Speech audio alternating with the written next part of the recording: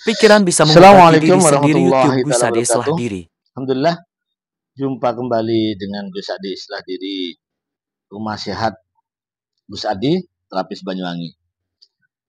Kali ini kami akan memberikan tip atau solusi bagaimana pikiran kita bisa mengobati tubuh kita sendiri dari berbagai macam penyakit. Jadi, kita bisa mencari tahu apa jenis penyakit yang ada dalam diri kita dan bisa mengobati dengan cara yaitu mengontrol apa yang ada dalam diri kita. Nah, contohnya yang pertama ini ya, penyakit yang pertama yang sering diderita adalah MAH, yaitu lambung.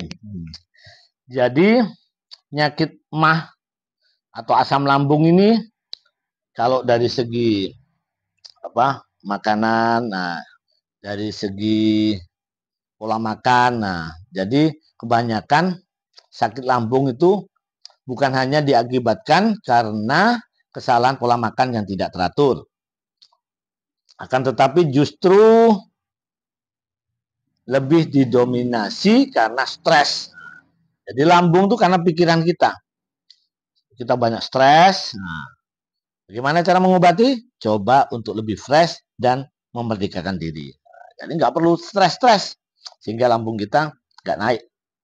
Ya, asamnya, gasnya tuh nggak naik. Yang kedua, penyakit yang banyak diderita oleh orang adalah hipertensi. Ya, hipertensi tekanan darah itu tinggi nih. Hipertensi bukan hanya diakibatkan oleh terlalu banyak mengkonsumsi makanan yang asin, daging, tetapi lebih didominasi karena kesalahan dan memanage emosi kita. Jadi hipertensi karena emosi, maka orang-orang sering marah, pemarah, emosional tinggi, temperamental, itu sering hipertensi. Cara mengobatinya, coba dengan cara mengatur emosi kita, rasa kita. Bagaimana kita lebih sabar dalam hidup ini. Yang ketiga, penyakit yang sering dialami oleh orang-orang adalah kolesterol. Nah, ini kolesterol nih. Kolesterol bukan hanya diakibatkan oleh makanan berlemak, tetapi rasa malas yang berlebihan, yang lebih dominan menimbulkan lemak. Malas, jadi malas-malas kita menimbulkan lemak, kurang gerak, sehingga lemak itu menumpuk. Cara mengatasinya, coba perbanyak gerak, olahraga, tingkatkan semangat, hingga seluruh organ dapat bergerak. Sehingga persendian-persendian kita nggak kaku. Yang selanjutnya yaitu yang sering diderita adalah asma. Asma, paru-paru, pernafasan, itu yang sering diderita. Asma bukan hanya karena terganggunya suplai oksigen ke paru-paru, akan tetapi dikarenakan sering merasa sedih. Jadi orang yang asma itu sering merasa sedih, yang membuat kerja paru-paru tidak stabil. Bagaimana cara mengobati dalam diri kita sendiri? Yaitu coba terus membuat suasana hati selalu gembira, riang. Bagaimana? Refreshing. Jadi pikiran kita diolah supaya lebih bahagia. Yang kelima yaitu yang sering diderita diabetes. Nah, diabetes ini bukan hanya karena terlalu banyak konsumsi glukosa atau makan yang manis-manis, tapi bisa saja sikap egois kita dan keras kepala kita. Jadi orang diabetes itu orangnya keras kepala, egois. Nah, itu yang mengganggu gula kita. Fungsi pankreas kita terganggu karena orang yang keras kepala, terus egois, nah, itu fungsi pankreas terganggu. Cara mengobatinya pada diri kita, cobalah kita ikhlas, lebih ikhlas dan rela dalam segala hal. Jadi kita ikhlas menerima segala hal yang sudah ditakdirkan kepada kita. Penyakit yang keenam adalah penyakit liver. Nah, ini banyak diderita oleh liver itu bukan hanya karena kesalahan pola tidur. Jadi karena liver itu diakibatkan karena orang-orang sering gibah, ngerasani ya, kunjungin teman-teman kita. Jadi teman-teman nggak ada, kita rasani, ya. Bahasa Jawa kita rasani. Sehingga liver kita itu nggak stabil. sehingga menjadi sakit. Jadi sifat mengrasani orang lain yang justru merusak hati kita. Hati kita rusak karena kita sering ngerasani gibah. Maka jauhi gibah, jauhi ngerasani. Coba untuk membuat hati kita tenang dan damai. Nah, kita lebih islah diri, perbaiki diri. Yang ketujuh yaitu jantung koroner. Nah, jantung koroner bukan hanya diakibatkan oleh sumbatan pada aliran darah ke jantung. Tapi kita jarang bersedekah.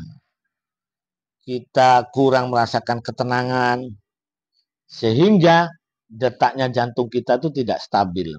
Jadi untuk menyembuhkan jantung koroner, bagaimana kita banyak bersedekah, merasakan penderitaan orang lain, berbagi kepada yang lain, melakukan manfaat yang baik. Bagaimana hati jantung kita tenang, detak jantung kita stabil, kita banyak bersedekah. Nah, demikian 7 penyakit yang sudah saya bacakan tadi. Presentasi indikator penyebab munculnya penyakit adalah karena masalah spiritual, masalah psikis, sosial, dan fisik. Jadi, masalah penyakit tadi itu karena spiritual, psikis, sosial, dan fisik. Yang paling dominan yaitu di masalah spiritual kita, 50%. Psikis 25%, sosial 15%, penyakit fisiknya itu 10%. Jadi kalau kita ingin selalu sehat, maka kita harus perbaiki diri kita sendiri. Lebih islah diri, memperbaiki diri kita lebih baik. Bagaimana pikiran kita selalu positif, husnudzon, berpikir tentang keagungan Allah, berpikir tentang kebesaran Allah, memandang kebesaran Allah, mendengar kebesaran, berbicara hal-hal yang positif, kebesaran Allah. Terutama hati kita ini. Dan bagaimana hati kita ini selalu ditaburi dengan iman. Bagaimana iman itu naik? Kita harus belajar perbaiki iman kita lebih baik dengan cara jaga apa yang diperintahkan Allah. Jaga sholat kita untuk orang muslim. Bagaimana ngaji kita, baca Al-Quran supaya lebih tenang. Zikir kita, dengan berzikir hati menjadi tenang. Nah, itu akan meredam semua penyakit-penyakit yang di atas. Hati-hati hindari dari rasa iri, dengki, pendendam, fitnah, benci, amarah terpendam, sombong, pelit, egois, keras kepala, sedih, malas, dan lainnya. Karena itu sumber penyakit. Saran dari saya, perbanyaklah doa dan jadilah orang yang mudah memaafkan. Lembutkan hati dan ikhlaskan yang sudah terjadi. Banyak-banyak bersyukur dan nikmati kebahagiaan sekecil apapun. Dijalani, disyukuri, dinikmati. Jadi semua akan terasa lebih enjoy. Jalin persaudaraan yang mengajak dan selalu mengingatkan dalam kebaikan. Wa ta'awanu 'alal birri wat taqwa wa la ta'awanu 'alal ismi wal udwan.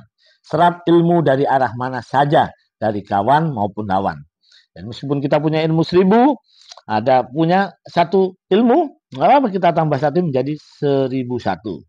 Jangan kita merasa sombong dengan ilmu yang banyak. Kita punya 1000, ada teman punya 1, kita sepelehkan. Kamu ilmunya masih 1, saya sudah 1000. Bukan begitu, tapi kalau kita tambah lagi, maka kita akan mendapat ilmu lebih luas lagi. Ya. Jadi serap semua ilmu dari kawan maupun dari lawan. Nah, silakan dicoba dan rasakan perubahannya, belajar mengobati diri sendiri. Semoga bermanfaat. Assalamualaikum warahmatullahi wabarakatuh. Alhamdulillah.